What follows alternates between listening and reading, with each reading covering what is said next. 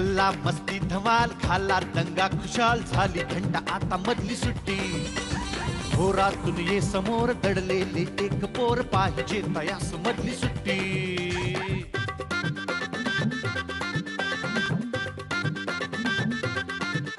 किती रंग त्यांचे किती गंध त्यांचे विचारून घ्या या फुलांना जरा नको सारखी शिस्त आणि पहारे मुलांना ती द्याना मुलांना जरा किलबिल त्या पाखरास वाऱ्यावर वाहण्यास देत जाई पंख मधली सुट्टी घोरातून ये समोर दडलेले एक पोर पाहिजे तयास मधली सुट्टी मधली सुट्टी. नमस्कार. आजच्या मधली सुट्टीमध्ये मी सलील कुलकर्णी तुमच्या सगळ्यांचं अत्यंत मनापासून स्वागत करतो. परवा ना कार्यक्रमानंतर एक जोडपं भेटायला आलं आणि मला सांगत होतं की you are doing wonders with Marathi poems and Marathi music. आणि मी पण लगेच अभिमानाने म्हटलं of course I am proud of my language Marathi. नंतर लक्षात आलं की हे मराठीत बोलायला हरकत नव्हती खरंच मला सुद्धा. आपण उगीच इंग्लिशमध्ये बोलतो जरा स्टाईल मारायला. अर्थात इंग्लिश यायला हवंच कारण ती जगाच्या व्यवहाराची भाषा आहे. पण आपण आपली आई आपली भाषा जपायला पाहिजेच ना. मित्रांनो, मराठी शाळा खूप कमी होत आहेत महाराष्ट्रामध्ये. भीती वाटायला लागते. पण एक आशेचा किरण आहे की ज्या मराठी शाळा आहेत त्या मात्र उत्तम पद्धतीने मराठी जपतायत आणि त्याच्याबरोबर इंग्रजीचं शिक्षण असं देत आहेत जेणेकरून हे विद्यार्थी जगभरात चांगलं नाव मिळवतील. त्याच्यातलीच एक शाळा आहे मुंबईची दादरची इंडियन एज्युकेशन सोसायटीची दिगंबर पाटकर विद्यालय. आज बघूया इथली मुलं आपली पाळंमुळं जपत पुढे कशी जातात.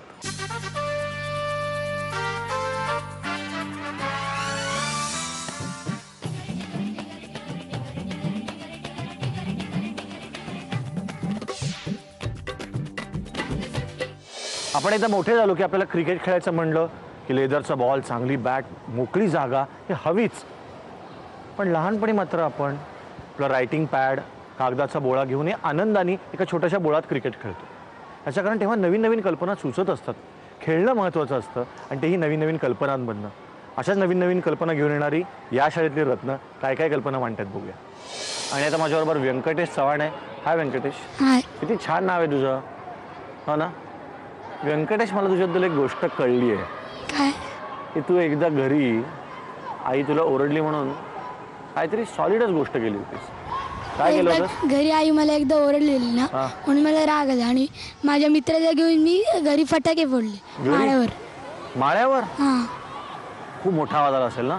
आवाज घुमला. आणि पण काय बॉम्ब फोडलास? नाही, लवंगी होती आणि रोल होते. रोल ठपाक ठपाक ठपाक माळ्यावर फोडलेस? हां. घरी कोणी नव्हतं का? घरी कोण नव्हतं. आणि आईला हापटे होते ना म्हणून ना आई 1 वाजता सुटली आणि घरी आली. आईला वास आला. तो फटाक्यांचा धूर असतो त्याचा वास आला आणि त्यावेळी पण आई मला ओरडली. मग काय परत फटाके फोडले? नाही, परत नाही बोलले. फटाके लावू नको बाबा. हां. मोठेपणी कोण होणार आहेस तू? मला तर मोठेपणी ॲक्टरच व्हायचं. ॲक्टर? कोण आवडतं सगळ्याचा? हिंदीमध्ये की मराठी? मराठीत. मराठीत भरत जाधव. क्या बात आहे. भरत. शाळेत काम करतोस नाटकात बिटकत? नाही, एकदा पण नाही केलं. एकदा पण नाही केलं? नाही. मग कसं डायरेक्ट मोठेपणी हिरो होणार? काहीतरी करायला पाहिजे ना सुरुवात. तू बाकी काही कर, फटाके परत घरी फोडायचे नाही लक्षात ठेव. नाही तर तुला बाहेर पण फोडू देणार नाहीत आई बाबा. तू आईला सॉरी म्हणलंस त्याच्यानंतर? आता मग कॅमेऱ्यात बघ आणि आईला सांग आई मी फटाके फोडले त्याच्याबद्दल सॉरी, परत करणार नाही. आई मी फटाके फोडले याबद्दल सॉरी, परत करणार नाही. आणि आता माझ्याबरोबर एक फार गोड मित्र आहे माझा. त्याचं नाव आहे चैतन्य. हाय चैतन्य. हाय. कसा आहेस तू? मी बरा आहे. कितवीत गेलास तू सांग मला आता? मी आता 7वी अ मध्ये गेलो. 7वी अ मध्ये गेलास तू? मला सांग तू 7वीत गेलायस मग आता तुला काय वाटतं? असं जरा मोठं झाल्यासारखं वाटतंय का अजून असं बाळच वाटतंय? नाही, जर असं मोठं झालंय असं वाटतं. जर असं. आणि आई बाबांचं काय म्हणणं आहे तुझ्याविषयी? त्यांचं म्हणणं असं अभ्यासात तू आता मोठा झालायस. पण इतर बाबतीत ते म्हणतात म्हणजे जर मी काही लहानपणासारखं समजा केलंच तर ते म्हणतात आता मोठा झालायस, आता तुला हे सुधारायला पाहिजे, हे सुधारायला पाहिजे, ते सुधारायला पाहिजे. हां. आणि लहान मुलासारखा वागलास? लहान मुलासारखं वागला की मोठा झालास म्हणतात. आणि मोठ्यासारखं काही स्वतः डिसिजन घेतलं की काय म्हणतात? ते म्हणतात थांब रे जरा, लहानच असून या बाबतीत तू. तू कन्फ्यूज झालायस का? हो. काय हे असं करतात का? चैतन्य इतका गोड मुलगा आहे, त्याला मोठा तो झाला आहे का तो लहान आहे हेच आता कळत नाही. तो 7वीत आहे. हे इतकं करेक्ट आहे ना. देवाने असं घडवलेलंच असतं की साधारण ना ह्या वयामध्ये असं कळतच नाही की आपण या विनोदावर हसावं का न हसावं. बरोबर आहे ना रे? बरोबर. असं होतं ना तुला? हो, मला तरी असंच होतं. कोण कोण असतं घरी? घरी माझे काकू काका आई बाबा आजी आणि माझे 2 भावंड आणि मी असे आम्ही सगळे. तुमची जॉईंट फॅमिली आहे? हो मला आधी तुझं अभिनंदन करू दे यासाठी. काय सांगतोस, तुम्ही सगळे एकत्र राहता? हो. मला खरं खरं सांगा, खूप मजा येत असेल ना? खूप मजा हो. खूप सांग ना मजा. मला काय काय. मी जर समजा काही वस्तू मागितली मी बाबांकडे, तर बाबा म्हणतात आधी हे कर, मग तुला ती वस्तू देईन मी. आधी हे कर, म्हणजे त्यांना पण जरा बरं वाटतं मी एखादी वस्तू केली. पण मी काकांना समजा हळूच सांगतो मी, काका मला हे आणून द्या ना. काका म्हणतात ठीक आहे देतो, हां तुला आण. अच्छा, म्हणजे बाबा ओरडले की काका बाजू घेतात. काका बाजू घेतात, आणि आई ओरडली की आई ओरडली की मग बाबा कधी कधी बाजू घेतात, नाही तर बाबा पण कधी कधी ओरडतात. आणि आई बाबा दोघेही ओरडत असतील की काका काकू दोघेही बाजू घेत असतील? आई बाबा दोघं ओरडली की काका काकू पण दोघे बाजू घेतात, पण नंतर मला माझी चूक समजावून सांगतात. हो ना. तुला किती मजा आहे रे. म्हणजे एका मजा दिवशी असं झालं की तू शाळेतनं घरी पोहोचलास आणि आई कुठल्या तरी फंक्शनला गेली आहे, तर परत तुला काकू आहेच काहीतरी मस्त गरम खायला करून द्यायला. हो. माझी मम्मी मधून मधून कधी बाहेर कामासाठी जाते ना, तेव्हा काकूच असते घरी आणि काकू काही मस्त काहीतरी खायला करून देते, भजी वगैरे. आणि आणि दोघी बाहेर गेल्या तर आजी पण असते रे तुमचे लाड करायला. हो. आजीला जर असं बरं वाटत नाही तरी पण आजी या परिस्थिती असून सुद्धा ती माझी खूप काळजी घेते. हो, गोष्टी सांगते. हो, गोष्टी सांगते.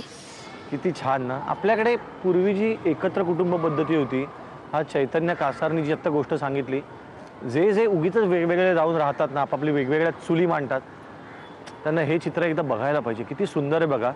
मला असं वाटतं यांच्या घरात त्याला 2 आई, 2 बाबा आणि आजी आहे. याच्यासारखं खरंच मला हेवा वाटतं चैतन्य तुझा. तू असाच खूप गोड राहा आणि तुम्ही सगळे एकत्र राहा कायम. आणि तू पण मोठा झाल्यावर हे लक्षात ठेव की आपले बाबा आणि काका कसे एकत्र राहिले, तसंच आपल्याला एकत्र राहायचं आहे. हो नक्की नक्की. आणि तुला ऑल द बेस्ट. थँक्यू. आणि आता माझ्याबरोबर माझी एक 7वीतली मैत्रिणी जिचं नाव आहे सेजल दरेकर. हाय सेजल, कशी आहेस तू? मस्त मजेत. मस्त मजेत आहे. कसं चाललंय नवीन वर्ष शाळेचं? मस्त. दंगा अभ्यास चाललाय व्यवस्थित? दंगा चाललाय. चाललाय. मग या सगळ्या तुझ्या 1ली ते 7वीच्या तुझ्या शालेय जीवनातला सगळ्यात अविस्मरणीय दिवस कुठला होता? मी पहिलीत होते तेव्हा बाई मला नेहमी भरपूर लिखाण द्यायचं, पण मी मम्मीला कधीच नाही सांगायची की मला लिखाण दिलंय. मम्मीला सांगायची हे वाचायला दिलंय, ते वाचायला दिलंय. आणि मग आहे ना एकदा मम्मी शाळेत आली आणि बाईने विचारलं बाई हिला लेखन नाही देत. बाई बोलले की देतो आम्ही. नंतर मग मम्मी घरी गेली आणि मला ओरडली भरपूर, तू का नाही लिहत? तर मी बोलली की मला कंटाळा येतो लिहायचा म्हणतोय. मम्मी मला एकदा शिक्षा केलेली की तू एकदा 30 पेजेस लिहायचे. मम्मीनी? हां. तेव्हा मग मी दुसऱ्या दिवशी वर्गात गेले, प्रत्येक मुलीला एक पेज वाटलं आणि तिला धड्याचा एक पेज लिहायला सांगितलं. आणि नंतर शेवटी ती क्रमानुसार गोळा केली आणि मम्मीला जाऊन दाखवली. वा वा वा वा वा सेजल, कसं तुला सुचलं ग हे की 30 पानं लिहायचे? हे तुला कसं सुचलं की 30 जणांना लिहूया एक पान? वर्गात एकूण 40 मुलं होती. 30 मुलांना जर पेजेस वाटली तरी काही नाही होत, म्हणून 30 मुलांना 30 पेजेस वाटली. खरं म्हणजे मोठेपणे हेच सिनी जर केलं असतं तर याला आपण कामाची विभागणी आणि काय काय छान म्हणलं असतं खरं. पण हे पहिलीत केल्यामुळे तिला जरा शिक्षा झाली. मग आईला तू दाखवलीस ती पेजेस, मग आई काय म्हणली? मम्मीने माझ्या ओळखलं, पण मम्मी काय नाही म्हटली. मम्मी हसायला लागली, नंतर गप्प बसली. हे सगळंच खूप गोड आहे. कारण मला असं वाटतं की तुला आईने शिक्षा देणं 30 पानांची ही पण खूप गोड गोष्ट होती. कारण माहिती होतं आईला पण की तू काही 30 पानं लिहू शकणार नाही. परत तुला ही आयडिया सुचणं आणि याच्यानंतर तू घरी जाऊन दाखवणं. तुला घरी जाऊन दाखवताना असं नाही वाटलं की आईला ओळखू येईल वेगवेगळं अक्षर?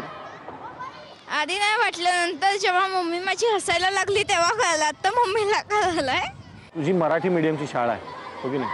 आणि आता हळूहळू मराठी मीडियमच्या शाळा कमी कमी होतात असं सगळे म्हणतात. असं का असावं गं? कारण सगळ्यांना वाटतं की इंग्लिशमध्ये मुलांची भरपूर प्रगती होते, म्हणून जास्तीत जास्त लोक तर इंग्लिश मीडियममध्येच मुलांना हे करतात, टाकतात. हो ना. पण तुझी शाळा मस्त आहे ना, शिकवतात सगळे छान ना मराठीमध्ये पण? हो. इंग्लिश पण छान शिकवतात ना? हो. मग का असं होतं की सगळे लोक इंग्लिश मीडियममध्येच घालतात? तुझ्या बिल्डिंगमध्ये किंवा असं आसपास कोणी मित्रमैत्रिणी आहेत का की जे इंग्लिशमध्ये आहेत आणि तुमच्या याच्यावर चर्चा झाली आहे? नाही, सगळे मराठीमध्येच आहे. सगळे मराठीवालेच आहेत. मस्तच आहे. काय होणार आहेस मोठेपणी? मी मोठेपणी इंजिनियर होणार आहे. इंजिनियर? तुला ऑल द बेस्ट तुझ्या इंजिनियर होण्याकरता आणि तुझ्या सगळ्या करिअर. थँक्यू. आणि आता माझ्याबरोबर एक एकदम गोंडस गोड मित्र, याचं नाव आहे संकेत सोनावणे. हाय संकेत. हाय. कसा आहेस तू? बरं आहे. बरा का रे? नाही, चांगलं आहे अजून. मस्त आहेस ना? हा. किती छान असतोस तू रे. तुला कोणी सांगितलंय संकेत की तू खूप गोड असतोस? नाही, कोणीच नव्हतं सांगितलं. पप्पाने सांगितलंय. अरे मला असं माहितीच होतं की आपल्या पप्पानी सांगितलं असणारच, कारण पप्पाला ना, कुठल्याही पप्पाला आपला मुलगा जसा असतो ना ते सगळ्यात गोड वाटतं. पण तू गोड असतोच, पण सगळ्याच वडिलांना ना आपापली मुलं सगळ्यात गोड असतात असं वाटतं, हो की नाही? हो. तुला अख्ख्या आपलं जे वर्ष असतं त्या वर्षातले सगळ्यात कुठले दिवस, कुठले सण सगळ्यात आवडतात एक मुंबईतले? दिवाळीचा महिना हा आणि एक मे महिना. हा हा हा हा. म्हणजे सुट्टीचे दिवस. हा क्या बात आहे. हे आवडतात तर शाळेतले, म्हणजे शाळा येतच नाही त्याच्यात. हा. शाळेतले कुठले दिवस आवडतात? जेव्हा दिवाळीचा हे असतो तेव्हाही मजा येते, आणि जेव्हा हे गणपतीचा दिवस असतो तेव्हा एक आठवडा सुट्टी असते. अरे फक्त सुट्टीविषयी बोलतोय, शाळेविषयी. तुला म्हणजे गणपतीच्या वेळी सुट्टी असते, दिवाळीला सुट्टी असते, मे महिन्याची सुट्टी असते, हे दिवस सगळ्यात आवडतात? हा. नाही असं नाही, शाळाही आवडते. आवडते? हा. मजा येते शाळेत? हा. कुठली गोष्ट आवडते शाळेतली सगळ्यात जास्त? शाळेत शिकवणं हे चांगले, अजून शिक्षक जे अर्थ सांगतात तेही चांगले. कसला अर्थ सांगितला इतक्यात? म्हणजे धड्यावरचा अर्थ हे ते कुठला सांगतात. रे इतक्यात? आता नवीन वर्षात कुठला धडा किंवा कविता आठवते तुला शिकलेली? पहिलीची कविता अजूनही आठवते. कुठली? एक होती, आजी शोधू लागली भाजी, परसात होता भोपला, वेळीवरती झोपला, आजीला हवासा वाटला, हळूच देठ कापला, घरात आली आजी, भोपळ्याची गेली भाजी, भाजी गेली ताटात आणि भोपळा गेला पोटात. अरे मस्त. मला तुझा अभिमान आहे संकेत की तू पहिलीतली कविता, मराठी कविता पाठ अजून मनामध्ये ठेवली आहेस. अजून एखादी कविता ऐकव ना, मला ती फार आवडली. पाचवीची आठवली ना? कुठली? माझ्या मराठीची गोडी मला वाटते अवीट, माझा मराठीचा छंद मना नित्य मोहित, ज्ञानोबाची तुकायाची मुक्तेशाची जनाईची, माझी मराठी चौकडी रामदास शिवाजींची, डफतून तुन बोले उभी शाहीर मंडळी, मुजऱ्याची मान करी विजाची ही माय बोली, नांगराचा चाळेफळ अभंगाच्या तालावर, कोवळी कविसावरी पहाटेच्या जात्यावर, माझ्या मराठीची तोरणी ते नवे रूप द्यावी, अवनत होई मतानुकी अवनते होई. क्या बात आहे. कोण म्हणतं मराठी मुलं मराठी कवितेकडे लक्ष देत नाहीत? कोण म्हणतं मराठी मीडियममधली मुलं हुशार नसतात? I am proud of him. Sorry, मला याचा अभिमान आहे, मला मराठीचा अभिमान आहे, आणि मराठी पाऊल पडते पुढे. आजपर्यंत आपण या जादूच्या कांडीकडे इतक्या गोष्टी मागितल्या, पण अजून काही प्रसन्न झालेली नाही. पण मला नेहमी वाटतं की माणूस विश्वासावरच जगतो, आणि जर ही जादूची कांडी कोणाला प्रसन्न होणारच असेल तरी फक्त लहान मुलांनाच होईल, मला खात्री आहे. बघूया आजची लहान मुलं जादूच्या कांडीकडे काय काय मागतात. मला जर जादूची छडी मिळाली तर मी भूतकाळ नष्ट करेन, कारण का भूतकाळामुळे इतिहास पाठ करावा लागतो. मला जर जादूची कांडी मिळाली तर मी माझ्या आजींना जिवंत करेल. मला जर जादूची कांडी मिळाली तर मी सचिनपेक्षा चांगला क्रिकेटर बनेल. मला जर जादूची कांडी मिळाली तर मी कल्पना चावल्याला जिवंत करून चंद्रावरची जी माहिती आहे ती मी जपून ठेवेन. मला जेव्हा जादूची कांडी मिळाली असती तर मी मला स्वतःला पंख काढून घेतले असते. जेव्हा माझे बाबा मला मारत असते तेव्हा मी त्यांच्या हातातून निष्ठून पळून गेलो असतो. जर मला जादूची कांडी मिळाली तर मी मराठी शाळांना अमरत्व प्राप्त करून देईन. मला मागच्या एपिसोडमधली एक गोष्ट खूप ठळकपणे आठवते. आपल्याकडे अमोल गुप्ते आले होते आणि त्यांनी एक गोष्ट सांगितली होती की अनेकदा लहान मुलं छान छान कल्पना घेऊन आपल्याकडे येतात, पण बहुतेक वेळेला आपण त्याच्याकडे संपूर्ण दुर्लक्ष करतो आणि आपलं जे म्हणणं आहे, जे परंपरेने चालत आलंय तेच त्यांच्या मनावर लागतो. पण आजची जी गोष्ट आहे ती गोष्ट मात्र मुलांकडनं आपल्याकडे आलेली गोष्ट आहे. थोडक्यात मुलांचं म्हणणं मांडणारी गोष्ट आहे, या सगळ्या मुलांचं, आणि तुम्ही सगळे बघणारी तुमची ही गोष्ट आहे ही. तर तुम्ही तयार आहात गोष्ट ऐकायला? तुम्हाला सांगा, युजली तुम्हाला कोण गोष्टी सांगतो? कोणाची गोष्ट ऐकायला आवडते तुला? कोणाची गोष्ट आवडते का? बाईंची, मसूरकर बाईंची. मसूरकर बाई गोष्टी सांगतात तासाला? नाही, ऑफ तासाला. कुठल्या गोष्टी सांगतात का बाई? वेगवेगळ्या गोष्टी, म्हणजे बिरबलाच्या, तेनालीरामाच्या, किंवा एखाद्या वेगळ्या देशाच्या, किंवा एखादं पुस्तक आणून वाचून दाखवतात त्या, जे त्याच्यातल्या गोष्टी खूप मनोरंजक असतात, त्या वाचून दाखवतात त्या. तुम्ही असं गंमत म्हणून ती गोष्ट ऐकता का काहीतरी शिकलोय असं वाटतं त्याच्यातनं? शिकलो असंच वाटतं. म्हणजे कधी कधी त्यांच्या गोष्टी इतक्या असतात की त्या कधी कधी मनाला लागून जातात, अशा स्फूर्तीदायक असतात. पण कधी कधी असं असतं ना की नुसतं मनोरंजन होतं. अशा पण गोष्टी ऐकाव्यात की दरवेळी कशाला सारखं शिकायलाच पाहिजे काहीतरी. तुला कोणाची गोष्ट आवडते रे? आजीच्या मांडीवर डोकं ठेवून झोपलेली ती गोष्ट आवडते सर. मस्त ना, आजी मांडीवर थोपटत थोपटत गोष्ट सांगत असेल म्हणून तो किती खुश दिसतोय बघ. मग आज तुम्हाला मी एक गोष्ट सांगतो, पण ती गोष्ट छोटीशी असणार आहे, त्याच्यावर तुम्हाला जास्त बोलायचं आहे कारण ती गोष्ट तुमची आहे. एकदा काय होतं, एका घरामध्ये आई वडील आणि एक छोटीशी मुलगी, कितवीतली? दुसरीतली, असे राहत असतात. ती हुशार मुलगी असते एकदम, सगळं तिला छान येत असतं, गाणं छान म्हणत असते, चित्र छान काढत असते, गप्पा मारत असते, जास्त बडबड बडबड करत असते. आई बाबा म्हणतात की जरा गप्प बस. एकदा तर आई गेलेली असते मैत्रिणींबरोबर ट्रिपला. ती म्हणते बाबा नाही बघा तुम्ही आता घरी थांबा, एक दिवस बघा ही किती चौकस बुद्धीची आहे आणि किती प्रश्न विचारते, किती काय काय तिला येतं, तुम्ही जरा लक्ष ठेवा हिच्याकडे, म्हणजे तुम्हाला कळेल की किती हुशार आहे. ते म्हणतात हो म्हणजे काय मी आज घरी थांबणार. ते सकाळपासून तिला चित्र काढायला देतात, मग दोघंजण मस्त जेवतात. जेवण बिवण झाल्यावर बाबा म्हणतात मी छान जरा मासिक वाचत पडतो. ते मासिक वाचायला लागतात. ती येते बाबा बाबा बाबा मी काय करू आता, काय बरं सांगावं. म्हणतात हा एक काम घे, पत्त्याचा कॅट घे आणि त्याचा मस्त बंगला करते. त्यांना वाटतं की याला वेळ लागणार ना, ती मस्त असे रस्ते पत्त्याचा बंगला करते. येते एक अर्धा तासात येते. आता काय बरं, जी गोष्ट एकदम रंगात आलेली असते. मासिका म्हटली की आता काय बिला सांगावं, तू चित्र काढ, छान चित्र काढ बरं कसलं तरी. ती पटकन मस्त एक हनुमानाचं चित्र काढते, दाखवते हे बघा. म्हणतो आता काय करावं काय करावं. ती सारखी आपली मागे बाबा बाबा बाबा मी काय करू. त्याला आयडिया सुचत्यावर काय, त्या मॅगझिनमध्ये ना एक मोठा असं पेज असतं ना, असं फोल्ड होणार असं, त्याच्यावर अख्ख्या जगाचा नकाशा असतो. तो काय करतो, ते अख्खं मोठं पान त्या मासिकातनं फाडतो, ते असं समोर धरतो, त्याचे खूप बारीक बारीक तुकडे करतो आणि मुलीला सगळे तुकडे देतो आणि सांगतो की आता जगाचा नकाशा जुळव आणि ये. आणि मग मस्त पडतो की आता काही 2-3 तास तर काही येणं शक्य नाही. आणि एक पान होतं त्याचं आणि 5 मिनिटात मुलगी जगाचा नकाशा घेऊन येते. कसा नाही जुळवला असेल नकाशा सांग बरं. म्हणजे तिच्यात खूप हे असेल म्हणजे म्हणतात ना की खूप आवड असते काही गोष्ट करायची. पण 5 मिनिटात जगाचा नकाशा, तू बघितलास कधी जगाचा नकाशा? मग येईल का जुळवता बारीक बारीक तुकडे केले तर? सर तिने एक ऑलरेडी तिच्याकडे पुस्तक असेल, त्याच्यामध्ये जगाचा नकाशा असेल, ते तिने समोर ठेवलं असेल किंवा त्या नकाशावरच ते छोटे छोटे तुकडे ठेवून जुळवलं असेल. ही पण आयडिया वाईट नाहीये. दुसऱ्या पुस्तकामधनं कलरफुल झेरॉक्स काढून आणली असेल. हा म्हणजे खोटं बोलली असेल आणि गंडवलं असेल. हे बघितलं ना कसे कशा गोष्टी डोक्यात येतात. सर त्या नकाशाच्या मागे एक चित्र असेल एखाद्या मुलाचं किंवा एखादं, ते तिने पहिले जोडलं असेल आणि मग तो आपोआप नकाशा जोडला जाईल. यासाठी तर टाळ्या वाजवा. ते बाबा म्हणतात की अगं कसं केलंस तू. त्यांचे केस उभे राहतात आश्चर्याने. काय हे कसं घडलं. ती म्हणते मला नाही माहिती नकाशा वगैरे. ते म्हणले मग, ते म्हणजे मागे सिंहाचं चित्र आहे ना, मी फक्त सिंह जुळवला, इकडे उलट केलं तर नकाशा जुळला. सॉलिड आहे की नाही. आणि हा सॉलिड आहे की नाही, कारण त्याला ते सुचलं. याचं कारण लहान मुलं वेगळा विचार करतात आणि मग त्या माणसाला कळतं की अरे आपण हे पान फक्त असंच बघितलं, पण आपल्या मुलीने पलीकडनं बघितलं, तिने वेगळाच विचार केला. तुझं नाव काय? ओमकार हनुमंत शिरस्कर. करेक्ट. जसा ओमकार शिरस्करने वेगळाच विचार केला, असंच त्या माणसाला वाटतं की आपण का नाही हा विचार करू शकलो. आपली मुलगी खरंच किती हुशार आहे आणि लहान मुलं किती वेगळा विचार करतात. मग तुमच्यापैकी कोण सांगेल की असं तुमच्या आयुष्यामध्ये, तुमच्या घरात, तुमच्या शाळेत, कुठे तुम्ही खेळायला जात असाल तिथे ग्राउंडवर, असं कधी कधी झालंय की तुम्ही खूप एकदम अनयुज्युअल वेगळाच विचार सुचवला आहे आणि तुमच्याकडे लक्ष दिलंय, त्यांनी तुमचं ऐकलंय, किंवा नाही नाही तू सांगू नको असं काही नसतं, आणि तो खरंच वेगळा होता का, असं आठवतंय तुम्हाला काही?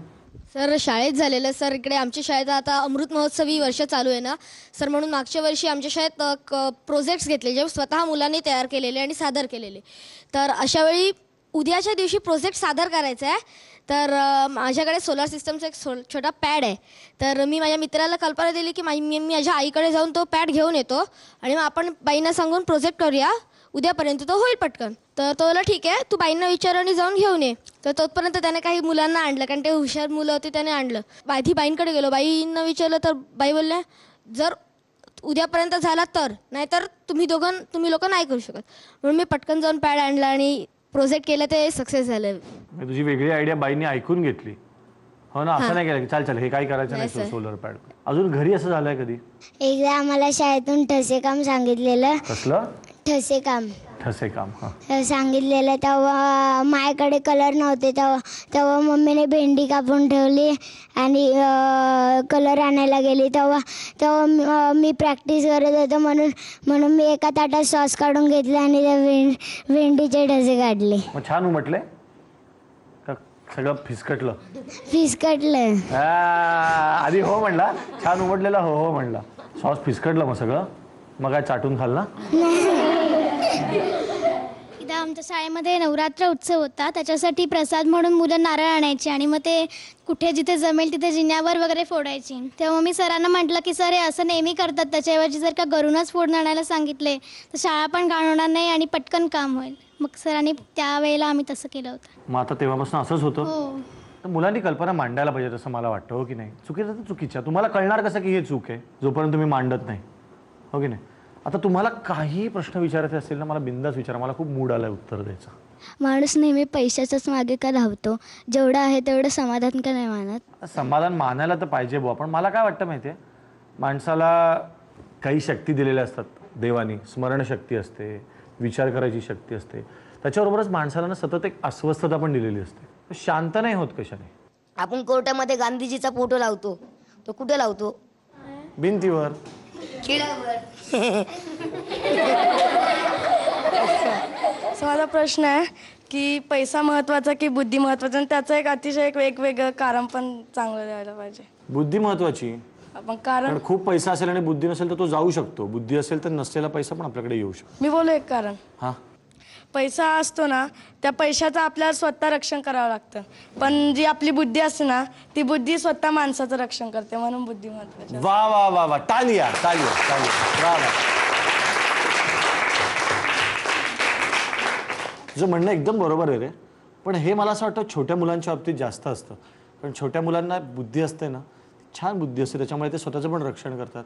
पण मला असं वाटतं की हा संदेश आपल्यासाठी होता, कारण मोठं झाल्यानंतरच काही लोकांची बुद्धी फिरते, काही लोकांची भ्रष्ट होते, काही लोक दुसऱ्याचं ऐकूनच घेत नाहीत, मुलांचं तर अजिबात ऐकून घेत नाही. मला असं वाटतं आज मी पण हे गोष्ट शिकलो की वेगळा विचार मुलांनी करायला पाहिजे, आणि याहून महत्त्वाचं म्हणजे आपण तो ऐकायला पाहिजे.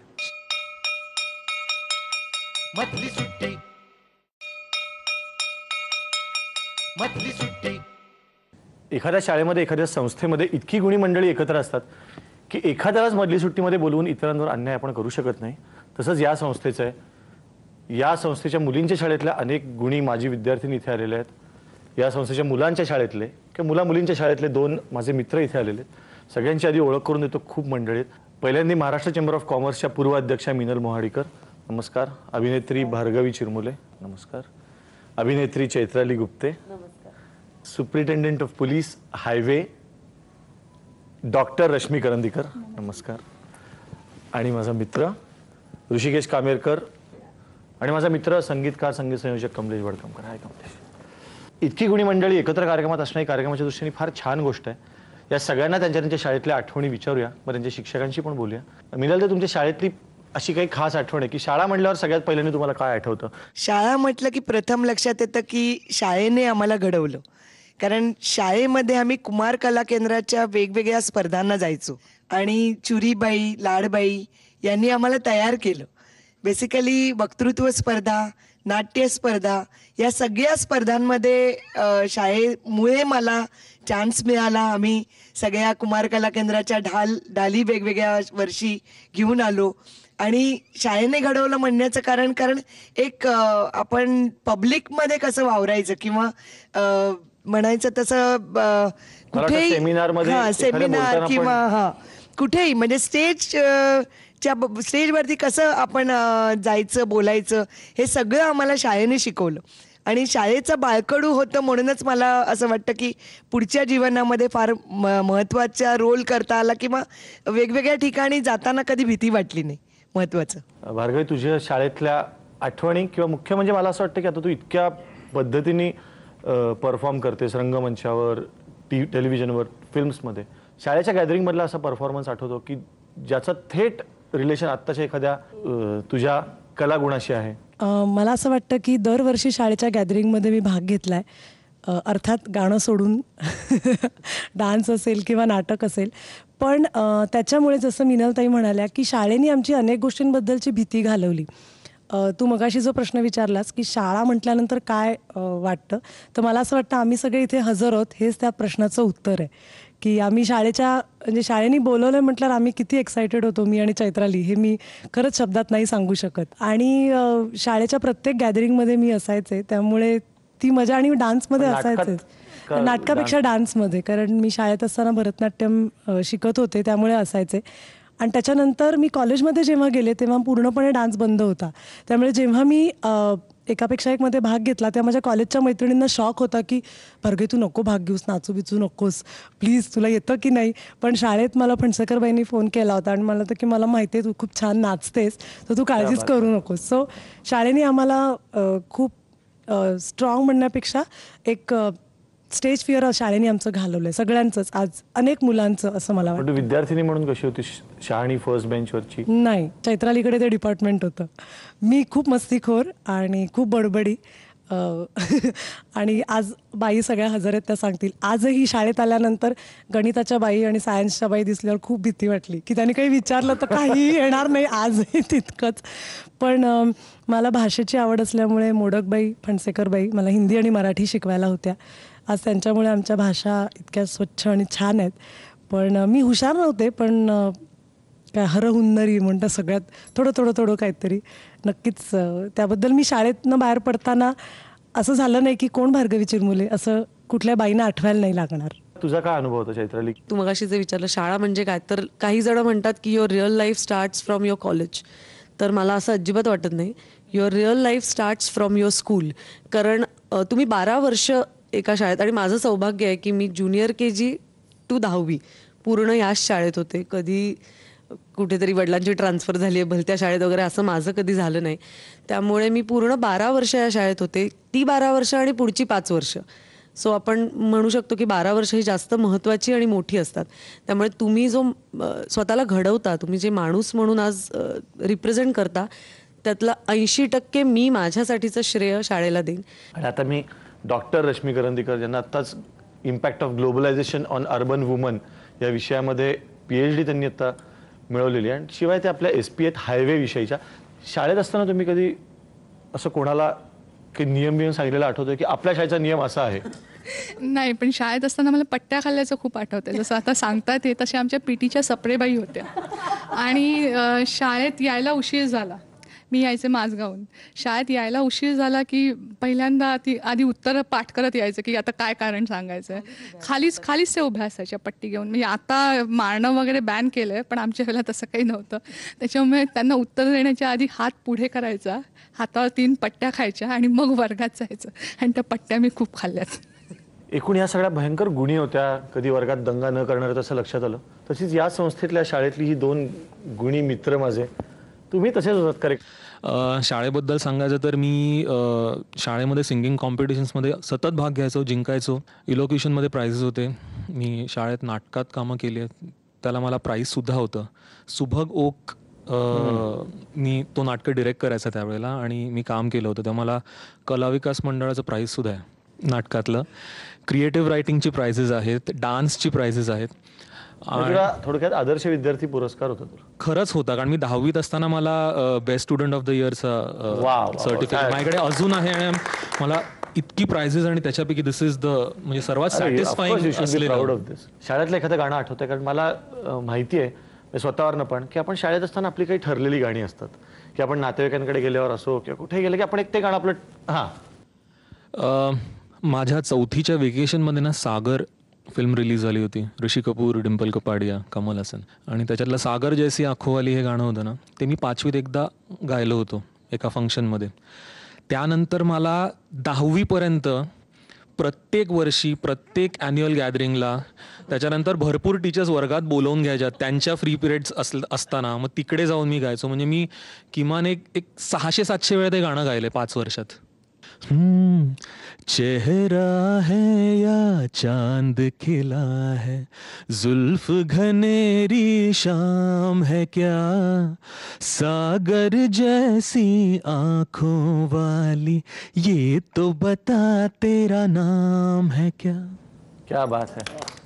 तुझा अगदी 1 वर्षांनी सिनियर असलेला जो माझा मित्र आहे, मी प्रामाणिकपणे सांगतो, मी 3 वर्ष सिनियर आहे त्याला. तू 1 वर्ष म्हणालास. म्हणजे हा पण माझा एक काय म्हणतात पैलू आहे शाळेपासूनचा. म्हणजे मी खरं सांगतो सगळं. आणि जोशी टीचरांशिवाय आमचं करिअर होऊच शकत नाही आता असं म्हणायला पाहिजे. कारण आता ते मला कळतं की एक बाळकडू म्हणजे काय, की टीम बिल्डिंगचं तू म्हणालास किंवा बहु असं तो सुंदर संपन्न किंवा हे माझ्या वेळचं जसं ह्याचं सागर जैसे अखोवाली होतं तसं माझं गाणं बहु असं होतं. फरक बघ. ते प्रत्येक गॅदरिंगला म्हणा किंवा कॉम्पिटिशनला म्हणा हे असायचं. आणि आता ते मला कळतं की तेव्हा जोशी टीचर सांगायचं की गाण्याची लय कशी असायला पाहिजे. तर ती जी गोष्ट आहे की तुझ्यामुळे हा अख्खा ग्रुप तो गाणार आहे, त्यामुळे तुला ती लय दिली पाहिजे की त्या मुलांना त्या सगळ्या हरकती आल्या पाहिजेत. सो त्यामुळे ते प्रेशर असायचं की असं सगळं गरम गरम व्हायचं, डोकं सुन्न व्हायचं. जेव्हा आपण परफॉर्म करतो तेव्हा खूप टेन्शन असायचं, कारण हा 100 शाळा आणि आमची रिहर्सल इतकी व्हायची, त्यामुळे खूप रिहर्सल करायची सवय लागली. म्हणजे एक गाणं जर गायचं असेल तर त्याच्या किमान 20 ते 25 रिहर्सल झाल्या पाहिजेत. त्यामुळे पण मला असं आत्तासुद्धा मला असं वाटतं, मी जेव्हा आज शाळेत शिरलो, गेटवरनं शिरलो, तर मला अतिशय सिक्युअर्ड वाटतं. कारण चारी बाजूनी शाळा, स्वतःचा ग्राउंड, की ही किती महत्त्वाची गोष्ट असू शकते की त्याच्यात सगळं तुमचं कल्चर बिल्डिंग सगळं होतं. आणि मला आनंद वाटतो की माझा मुलगाही याच शाळेत आहे.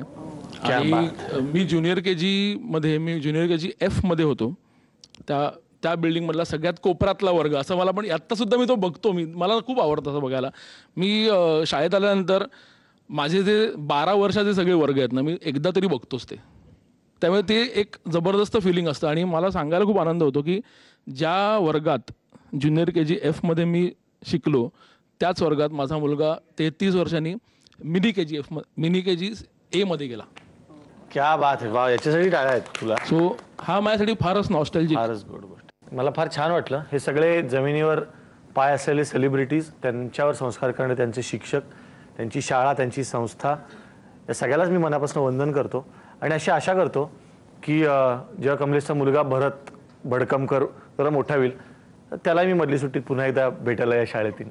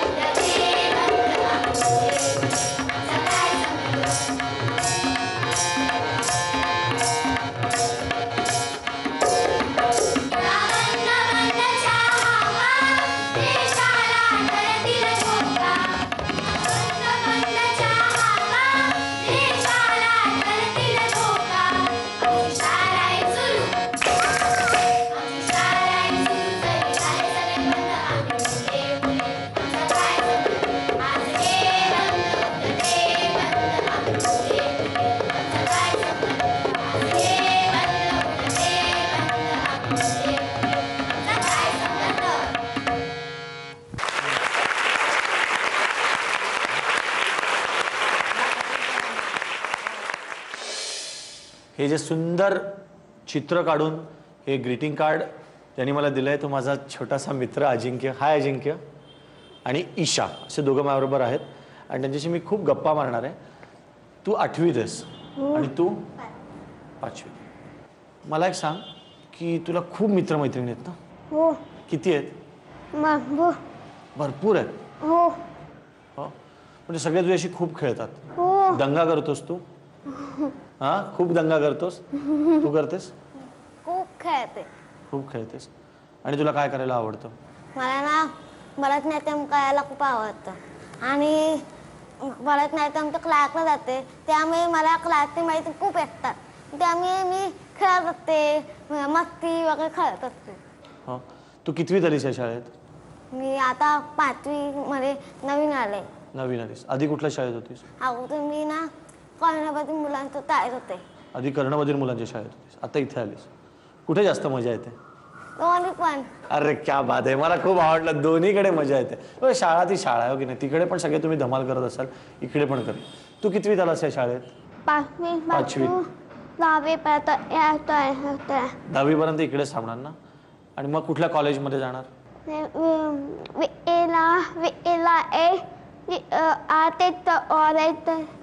आर्टिस्ट कॉलेज, जे स्कूल ऑफ आर्ट, तिकडे जाणारच ना तू? मस्त जाणार नक्की तू.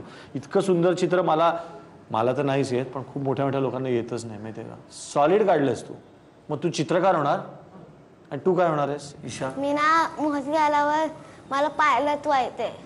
पायलट म्हणजे मस्त ना. याच्या चित्राचं प्रदर्शन असेल अमेरिकेत आणि तिकडे जायला हा विमानात बसेल तर ईशा पायलट असेल, हो की नाही? मज्जा येईल की नाही? हो. Very good. आता मी खरं तर ही दोन्ही मुलं आधी कर्णबधीर शाळेत होती, आता इथे आहेत. खूप यशस्वीपणे सगळ्यांबरोबर शिक्षण घेत आहेत. यांच्या पालकांचंही तितकं श्रेय आणि तितकं श्रेय या शाळेच्या मुख्याध्यापिकांचं आहे. मीनाक्षी वाळकेबाई, तुमच्याशी मला बोलायला खूप आनंद वाटतोय मधली सुट्टीमध्ये, कारण मुळात हा तुमचा विषय. तुम्हाला जेव्हा ही मुलं शाळेत आली तर खरंच दोघं इतकी गोड हुशार मुलं आहेत. तुम्ही यांच्याकडे कसं बघता यांच्या शिक्षणाकडे? इतर नॉर्मल मुलांसारखंच पाहतो. म्हणजे मला कधीही त्यांचा त्रास झाला नाही. मे बी आधी अजिंक्य एकटा आला होता, त्याचा तो आता 8वीत आहे. गेल्या वर्षी आणखीन 2 मुलं आली, मग आत्ता ह्या वर्षी आणखीन 5 मुलं आली. असं करून माझ्याकडे 8 मुलं आहेत आता. आणि पालक फार कोऑपरेटिव्ह आहेत आणि मुलं फार चांगली आहेत. अजिंक्य माझा मित्र आहे. त्याच्याकडे काही झालं तरी तो माझ्या केबिनमध्ये येऊन मला सांगणार आणि मला दाखवणार. त्यामुळे आल्या दाखवलं. वा वा वा, किती लकी आहेस रे तू. मित्र, मुख्याध्यापिकांचा मित्र असणं किती चांगली गोष्ट आहे, माहितीये का? मी चित्र 15-20 मिनिटात? चल चल चल रे, चल. नाही रे. हे चित्र 15-20 मिनिटात काढलं असेल तर याचं प्रदर्शन अमेरिकेत नक्की होणार आणि तुझ्या विमानात ना जाणार, एवढं ठरलेलं. आता मग यांच्या शिकण्याच्या प्रोसेसमध्ये काहीही फरक नाही, जसं सगळे शिकतात तसेच हे शिकतात. त्यांच्यासाठी काही वेगळं असं काही नाही. फक्त त्यांना कळलं नाही तर मात्र परत सांगावं लागतं. त्यांना त्यांचे मित्र, वर्गमित्र खूप मदत करतात. म्हणजे त्यांना होमवर्क सांगणं किंवा काही समजलं नाही, बेसिकली त्यांच्याकडे बोलताना त्यांच्याकडे बघून बोलावं लागतं. बरोबर. कुठेतरी बोललं तर त्यांना ऐकू येत नाही, मग त्यामुळे पण हे सगळ्या वर्गातल्या मित्रमैत्रिणींना माहिती झालं. हो. आणि तसं आम्हाला वेगळं काही सांगावं लागत नाही आणि शिक्षकही तसं त्याप्रमाणे त्यांना कोऑपरेट करतात. पहिल्या बाकावर बसवणं. तू पहिल्यांदा जेव्हा शाळेत आलीस इथे, पहिले थोडे दिवस कळायला त्रास झाला का लगेच कळायला लागलं? मला ना पहिल्याच आले ना, मला पहिला तो मला वर्क दिसला. माझ्या अगोदर टायमध्ये 7 मुलं होती फक्त. मला काय 7च मुलं होती आणि आता इकडे म्हणजे एकदम खूप मुलं. काय झालं तुला? मला खूप आश्चर्य वाटतंय. आश्चर्य वाटतंय? काय? कारण मी पहिल्या झाले की मला एवढी मुलं झाली. म्हणजे आमचं टायमध्ये 7च मुलं होती, पण या वर्गात खूप मुलं झाली. तुझ्या डोळ्यात का पाणी आलंय? काय झालं तुला? मला मी तुला त्रास देतोय का? त्रास देतोय? छान गप्पा मारतोय ना आपण, नक्की ना? तो बघ कसा हसतोय बघ. तो बघ. अबे पूर्वी तू त्या पहिल्या टॉयलेट होतो ते तू इतला होते. त्या टॉयलेटमध्ये खूप अबे पिला होते. अबे म्हणजे आज एवढे पिला होते. मग मी पहिला तर या टॉयलेटमध्ये आलो. मग मला थोडी भीती वाटते होती. हे एवढी पिलं आणि त्या टॉयलेटमध्ये एक 2 चित्र, एक 2 शिक्षक आणि थोडीशी मुलं आणि इकडे एवढी मुलं, एवढे शिक्षक. कशी हिला वाटते? थोडी अशी तर हिला वाटते. ही अजून 5वीतच आहे ना, म्हणून ती 8वीत गेली की ती पण तुझ्यासारखी धमाल करेल, हो ना? ती तर लगेचच करायला लागेल बहुतेक यावर्षीच. आत्तापर्यंत यांचा प्रवास बघता कॉलेज जसं तो म्हणतो की तो जे मध्ये तर तो जाणारच आहे असं दिसतंच आहे त्याच्या कलेवरून. तर हा पुढचा प्रवास आणि बाकीची पालक मंडळी किंवा मुलं की ज्यांना अशाच प्रकारे जे कदाचित कर्णबधीर मुलांच्या शाळेत असेल त्यांना तुम्ही काय सांगाल? माझं म्हणणं आहे की त्यांना नॉर्मल मुलांसारखं वाढू द्यावं. त्यांच्यामध्ये पण कला असतात आणि त्यांना पण वाटत असं इतर मुलांबरोबर मिक्स व्हावं. त्यांना पण असं वेगळं ठेवलेलं आवडत नाही. त्यामुळे त्यांना नॉर्मल शाळेमध्ये घातल्याने काही नुकसान होईल असं मला वाटत नाही. आणि जशी इतर मुलांचे आपण म्हणतात ना की कधी लागतं, कधी दुखतं, कधी त्रास होतो, कधी भांडणं होतात, त्यांना तसंच वाढून देऊन मिक्स होऊन मोठं व्हायला द्यावं. आणि मुख्य म्हणजे मी माझ्या मध्यंतरी आत्ता एक ह्या मुलांच्या पालकांची एक मीटिंग घेतलेली आणि त्यांना सांगितलं होतं की काही झालं तरी त्यांना कुठलं तरी एक कसं करिअरच्या दृष्टीने कसं शिक्षण देता येईल, त्यांना स्वतःच्या पायावर कसं उभं राहता येईल, ह्या दृष्टीकडे जास्त त्यांनी बघून त्यांना शिक्षण द्यावं असं मला वाटतं. आत्मविश्वास येणं त्यांनी स्वतः म्हणजे काहीतरी पुढे जाऊन स्वतःचं काहीतरी करिअर करा. यांच्याशी बोलून बाईंशी बोलून मला खरं तर काही सुचत नाही. मला फार एक जुनं गाणं आठवलं. प्रत्येक जन्मणारा क्षण शेवटास ढळतो, तरीही वसंत फुलतो, तरीही वसंत फुलतो, तरीही फिरून बीज रुजते पुन्हा नव्याने, तरीही फिरून श्वास रचती सुरेल गाणे, तरीही फिरून अंत उगमाकडेच वळतो, उगमाकडेच वळतो, उगमाकडेच वळतो. प्रत्येक जन्मणारा क्षण शेवटास ढळतो, तरीही वसंत फुलतो, तरीही वसंत फुलतो. मधली सुट्टी